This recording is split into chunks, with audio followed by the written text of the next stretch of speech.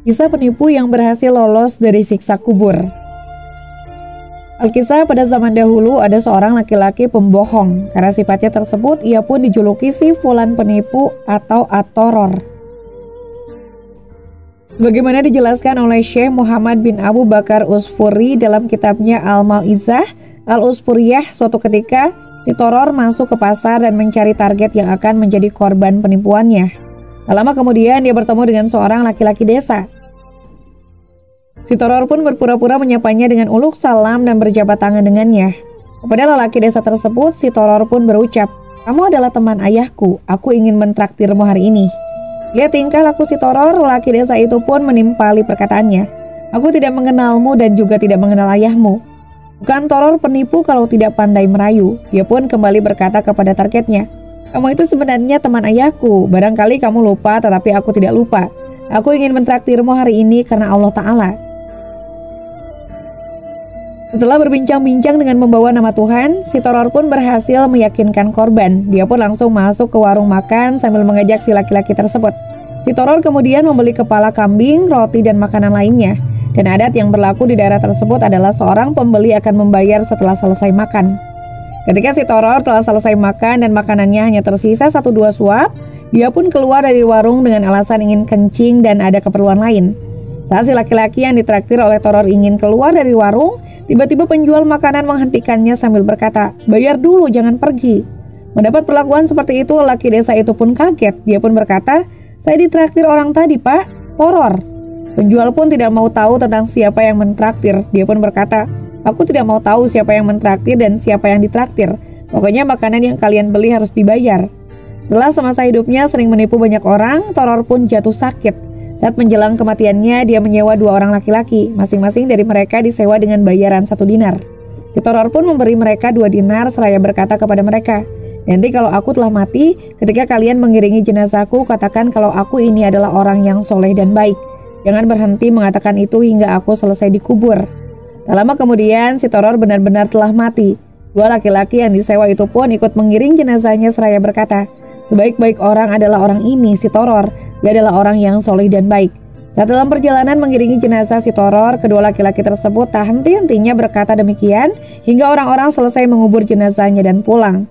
Setelah semuanya pulang dan si Toror telah dikubur, datanglah 2 malaikat dan masuk ke dalam kuburan si Toror untuk memberi pertanyaan. Ketika malaikat akan memberikan pertanyaan, tiba-tiba terdengar seruan, "Hai 2 malaikat, tinggalkan hambaku.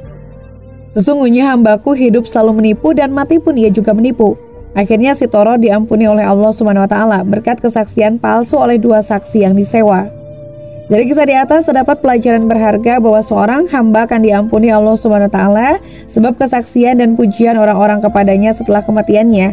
Hal ini sebagaimana hadis Nabi SAW yang artinya, dari Amir bin Rabi'ah dari Nabi SAW beliau bersabda, "Apabila seorang hamba telah mati dan Allah Ta'ala mengetahui keburukannya, namun orang-orang mengatakan baik, Allah akan berfirman kepada para malaikat, saksikanlah oleh kalian bahwa aku benar-benar menerima kesaksian hamba-hambaku dan mengampuni hambaku dengan apa yang aku ketahui." Walaupun begitu, bukan berarti perbuatan menipu yang merugikan banyak orang dilegalkan dalam Islam. Menipu tetaplah perbuatan yang dilarang agama dan harus dijauhi oleh semua umat manusia. Namun dari hadis Nabi SAW, pesan yang sangat penting untuk dilakukan oleh semua hamba Allah Subhanahu wa Ta'ala adalah berbuat baiklah kepada semua ciptaannya, supaya kelak jika kita tiada banyak orang atau makhluk ciptaannya yang mengakui kebaikan kita, sehingga kita diselamatkan dari siksa kubur berkat pengakuan baik dari orang-orang yang mengantarkan jenazah kita ke kelak ke rumah terakhir, yaitu pemakaman. Wallahu a'lam bishawab.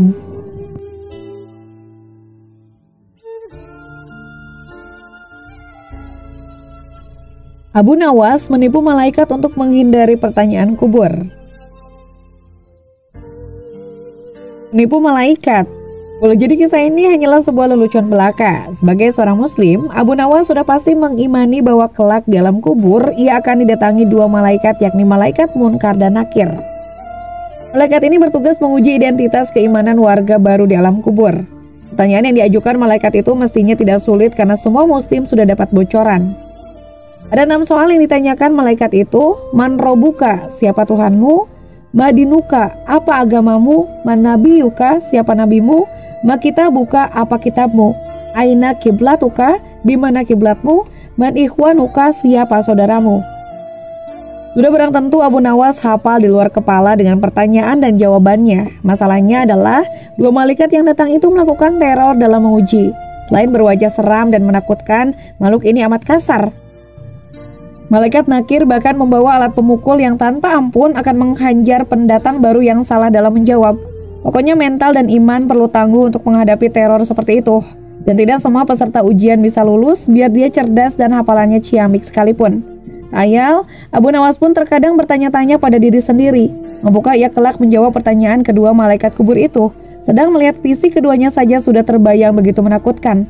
Abu Nawas memang bukan Umar bin Khattab yang konon berani melawan dua malaikat itu. Saat didatangi kedua malaikat Munkar dan Nakir, Umar justru balik menggertak. "Lalu siapa Tuhanmu?" tanya Umar. Kedua malaikat itu akhirnya mengenal siapa yang dihadapi. Keduanya pun akhirnya pergi meninggalkan sahabat Nabi SAW tersebut. Mengingat kisah Umar dan dua malaikat itu membuat otak nakal Abu Nawas terusik. Tak ada cara lain, pikirnya. Abu Nawas menyadari bahwa dirinya tak sebanding dengan Umar bin Khattab. Itu sebabnya ia mesti mencari jalan lain, jalan mengelabui dua malaikat tersebut. Intinya Abu Nawas ingin menyiasati bagaimana terhindar dari ujian malaikat Munkar dan Nakir. Abu Nawas selalu memberikan wasiat kepada keluarganya agar saat ia meninggal kelak dikafani dengan kain kafan yang sudah sangat usang. Keluarganya tentu saja bertanya-tanya, "Wasiat kok aneh begitu?" celetuk sang istri. Abu Nawas tak banyak komentar, "Pokoknya lakukan saja apa yang saya katakan," katanya tegas. Benar saja, tiba saat Abu Nawas meninggal, istrinya pun menjalankan wasiat itu, mencarikan kain kafan lusuh untuk membungkus jenazahnya.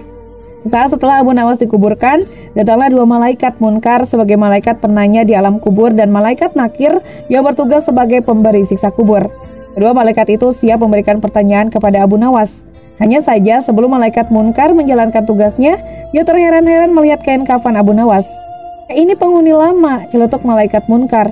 "Lihat, kafannya sudah lusuh," lanjutnya. "Tapi ini tanah galian baru," bantah malaikat Nakir meragukan. Kedua malaikat ini pun ragu, keduanya saling adu pendapat. Satu malaikat yakin kalau ini adalah mayat baru, yang satu meragukan lubang kubur yang mereka datangi ini dimasuki penghuni baru. Setelah berdebat cukup lama, kedua malaikat memutuskan tetap menanyai Abu Nawas. "Siapa Tuhanmu?" ujar sang malaikat kepada Abu Nawas dengan suara menggelegar. Abu Nawas benar-benar ketakutan, maka ia pun tak langsung menjawab. Setelah hening sesaat, Abu Nawas menyahut, "Apa kalian tidak salah alamat? Lihat, kain kafanku ini kan sudah usang, berarti aku ini penghuni lama, ya kan?" Kedua malaikat terdiam, mereka memandangi Abu Nawas di sekujur tubuhnya. Memang, kain kafan yang dipakainya sangat usang, namun tanahnya masih baru. Keduanya bertanya-tanya apa mereka sedang dikelabui. Nah, itulah akhir dari kisah ini. Terima kasih telah menyaksikan video ini di channel Hikmah Kehidupan. Jika kalian menemukan nilai dan inspirasi dalam konten kami, jangan ragu untuk subscribe, like, dan aktifkan notifikasi agar kalian tetap terhubung dengan kami. Bersama-sama mari kita terus mengeksplorasi keindahan kehidupan dan menginspirasi satu sama lain. Sampai jumpa di video berikutnya. Salam bijak dan penuh hikmah. Wassalamualaikum warahmatullahi wabarakatuh.